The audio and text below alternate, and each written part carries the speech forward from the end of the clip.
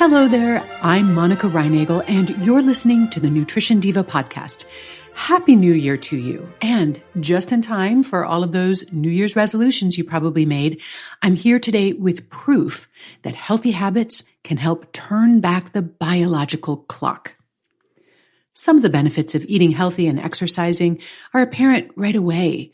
In a matter of just a few weeks, we can see and feel the difference in our bodies. We might see a difference on the scale or in how our clothes fit. Or we might notice that we're less winded after going up the steps or schlepping a big load of groceries.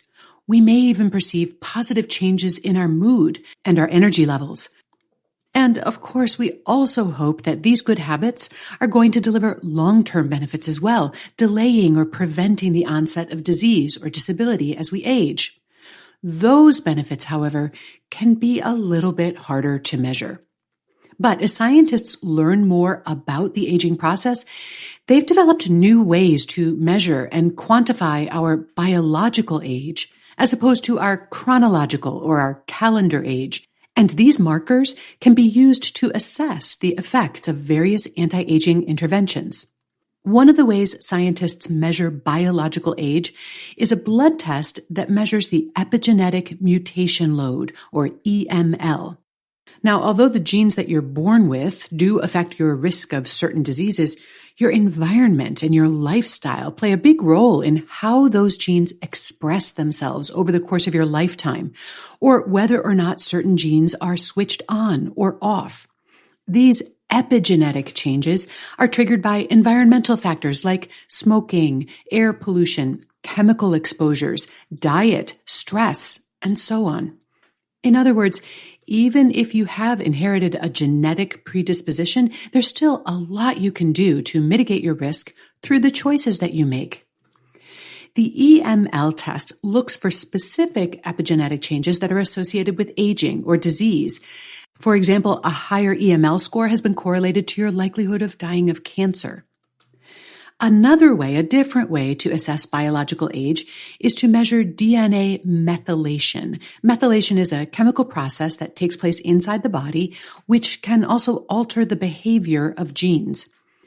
These types of tests are often referred to as DNA clocks, and they're getting better and better at predicting how long people will live and how healthy they will stay. For example, the more advanced DNA clocks can reliably predict your future risk of developing type 2 diabetes, heart disease, pulmonary disease, cancer, and even how long you're likely to live. And they've also been associated with other aspects of healthy aging, such as your walking speed, brain health, and age-related frailty. Researchers in Italy recently used both of these tests, the EML test and the DNA methylation test, to measure the effects of different lifestyle interventions in a group of about 200 postmenopausal women. Now, one of the nice things about this study is that it looked at changes in subjects' epigenetic clocks over time, compared with a control group that didn't make any changes in their lifestyle. So instead of a cross-sectional study, which would compare different people to one another at a single moment in time, this sort of longitudinal study allows the researchers to measure the impact of lifestyle changes on the same people over time. And it's also worth noting that the subject's weight remained fairly consistent over this 2-year study, and that really helps us to distinguish the effects of healthy lifestyle changes from the effects of weight loss. So the results suggest that the combination of a healthy diet and regular exercise could add up to 3 extra years of healthy life expectancy. However, while exercise and a healthy diet each served to turn back the biological clock, they seemed to work through different and hopefully complementary pathways.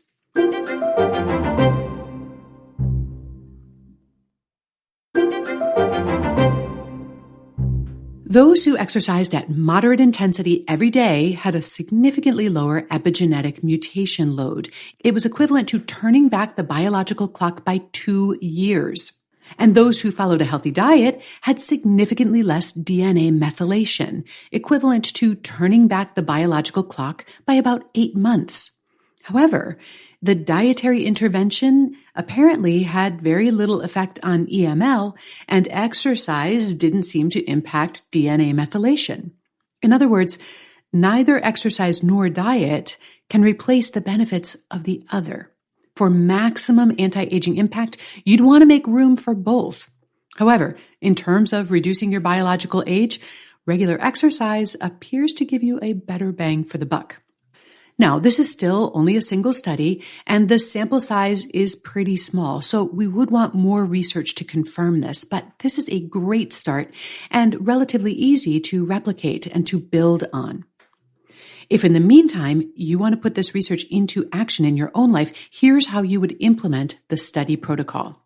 The women in the dietary intervention arm of the study were asked to replace refined grains with whole grains, eat vegetables at every meal, eat legumes 3 or 4 times a week, eat fish 2 or 3 times a week, eat red and processed meat no more than once a week, eat 1 or fewer servings of reduced fat dairy per day, use olive oil as the primary source of fat, have dessert not more than once a week. I got to tell you, that one hurts a little bit. And finally, to have no more than 1 glass of wine a day. Now, interestingly, that regimen that I just described to you was summed up in the study as a low glycemic plant-based diet. And I think for a lot of people, that description would be misinterpreted to mean a vegan or at least a vegetarian diet, but clearly that was not the case here. The exercise intervention arm of this study was similarly ambitious but totally doable. The participants were asked to engage in some sort of moderate intensity activity, such as brisk walking or biking, for an hour every day. And they were encouraged to modify their daily habits so that they could be more active. So, for example, walking or biking to work instead of driving. And then in addition, the women were supposed to engage in a more strenuous activity such as jogging, skipping rope, swimming, or playing racket sports for at least 1 hour a week. So does that sound like a lifestyle that you could achieve and hopefully even enjoy? Well, if so, in addition to enjoying all the immediate benefits of these healthy habits, you'd also have the satisfaction of knowing that your biological clock is running backward, or at least standing still. I've got a transcript of today's show along with links to this research that I've reviewed and some related episodes on our website at quickanddirtytips.com. If you have a nutrition question for me, you can email it to me at nutrition@quickanddirtytips.com or leave me a voicemail at 443-961-6206. I'd also like to invite you to check out my other podcast with Brock Armstrong. It's called The Change Academy, and we talk a lot about the art and science of behavior change. So if you need a hand putting these healthy lifestyle habits into action, check out The Change Academy. The Nutrition Diva Show is a Quick and Dirty Tips podcast. It's audio engineered by Nathan Sems with script editing by Adam Cecil. Our operations and editorial manager is Michelle Margulis. Our assistant manager is Emily Miller. Our marketing and publicity assistant is Davina Tomlin. And our intern is Jake Johnson. Thanks so much for listening. I'll see you next week.